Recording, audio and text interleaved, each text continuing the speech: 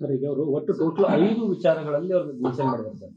ಒಂದು ಬರದ ವಿಚಾರವಾಗಿ 18,117 ಕೋಟಿ 77 ಕೋಟಿ ರೂಪಾಯಿ ಸ್ಪೆಷಲ್ ಗ್ರಾಂಟ್ ನೀವು ಹೇಳಿದ್ರೆ ಈಗ ಸ್ಪೆಷಲ್ ಗ್ರಾಂಟ್ ಅಂತೂ ಇಲ್ಲ ಅಂತ, ಬಟ್ ಅವರು ಮೆನ್ಷನ್ ಮಾಡಿದರೆ 5,495 ಕೋಟಿ ರೂಪಾಯಿ ಅಂತ. It is not there. You take it from me. I will challenge Mr. Siddaramaiah. It is not there in the final report. ಅದಾದ್ಮೇಲೆ ಟ್ಯಾಕ್ಸ್ ಶೇರ್ ವಿಚಾರದಲ್ಲೂ ಸಹಿತ 62,000 ಲಾಸ್ಟ್ 5 years ಇಂದ ಕೊಟ್ಟಿಲ್ಲ ಅಂತ. It is totally false. ಈ figure wrong ಅಂತಿದ್ರೆ what I am showing this figure, I am ready to accept any challenge.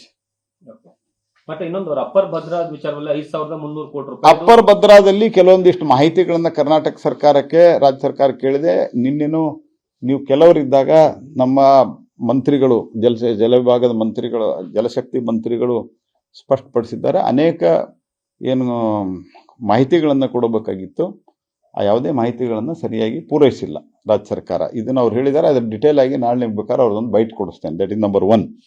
ಏನೇನು ಮಾಹಿತಿ ಕೊಟ್ಟಿಲ್ಲ ಅನ್ನೋದು ಈಗ ಅಟ್ ಪ್ರೆಸೆಂಟ್ ನನ್ನ ಕಡೆ ಫುಲ್ ಡೀಟೇಲ್ಸ್ ಇಲ್ಲ. ಸೆಕೆಂಡ್ ಪಾಯಿಂಟ್, ಇವೇನು 60,000 ಕೋಟಿ ಇದೆ, ಯಾವುದೇ ಡ್ಯೂಸ್ ನಮ್ಮ ಕಡೆಯಿಂದ ಇಲ್ಲ. ಬರದ ವಿಚಾರದಲ್ಲಿ ಸರ್, ಬರದ ವಿಚಾರದಲ್ಲಿ ಮೊದಲನೇದಾಗಿ ಕೇಂದ್ರ ಮತ್ತು ರಾಜ್ಯದ್ದು ಮೊದಲು ಏನಿತ್ತು ಅಂತಂದ್ರೆ ಯಾವುದೇ ರೀತಿಯ ಕ್ಯಾಲಮಿಟಿ ರಿಲೀಫ್ ಫಂಡ್ ಅಂತ ಇರ್ತಿತ್ತು. ಆ ಕ್ಯಾಲಮಿಟಿ ರಿಲೀಫ್ ಫಂಡದಲ್ಲಿ ಯಾವುದೇ ದುಡ್ಡು ಇರ್ತಿರ್ಲಿಲ್ಲ. ಈಗ ರಾಜ್ಯ ಮತ್ತು ಕೇಂದ್ರ ಇದೆರಡೂ ಸೇರಿ ಮೊದಲು SDRF ಅನ್ನ ಮಾಡಿದೆ. SDRF ದಲ್ಲಿ 70% ನಮ್ದು ಇರ್ತದೆ. ಆ 70% ಹಣವನ್ನು ನಾವು ಅಡ್ವಾನ್ಸ್ ಆಗಿ ರಿಲೀಸ್ ಮಾಡಿದ್ದೀವಿ. First they should disperse, they should start the work. ಬರ ಪರಿಹಾರವನ್ನು ಶುರು ಮಾಡಬೇಕು, ಏನೂ ಮಾಡಿಲ್ಲ.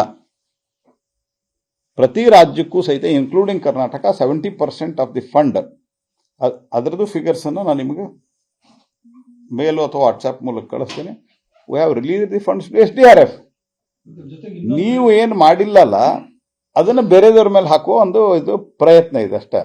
ದೇಶದ ಆರ್ಥಿಕ ಸ್ಥಿತಿ ಎಂದಿಗಿಂತಲೂ in spite of Covid we are the fastest growing economy. ಇದೆಲ್ಲ ಇರೋದ್ರಿಂದ and we are the 5th largest economy.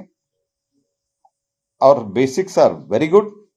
ಹಾಗಾಗಿ ಯಾವುದೇ ರೀತಿಯ ತೊಂದರೆನ ಯಾವ ರಾಜ್ಯ ಸರ್ಕಾರಕ್ಕೂ ಪೆಂಡಿಂಗ್ ಡ್ಯೂ ಪ್ರಶ್ನೆನೇ ಇಲ್ಲ.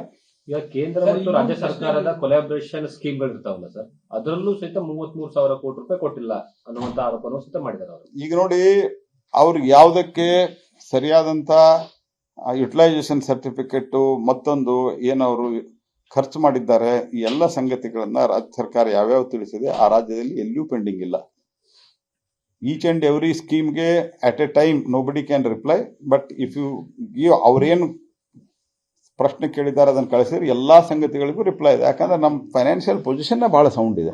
ಬೇಸಿಕಲಿ ಈ 2 ಫಿಗರ್ ಬಗ್ಗೆ ಮಾತಾಡಂತ ಹೇಳ್ರಿ ಅವ್ರು. ವೈ ಇದು ಅವಾಗ ಹಿಂದೆ ಇದೇ GSTನೂ ಇತ್ತು. Why 250% almost 4 times more.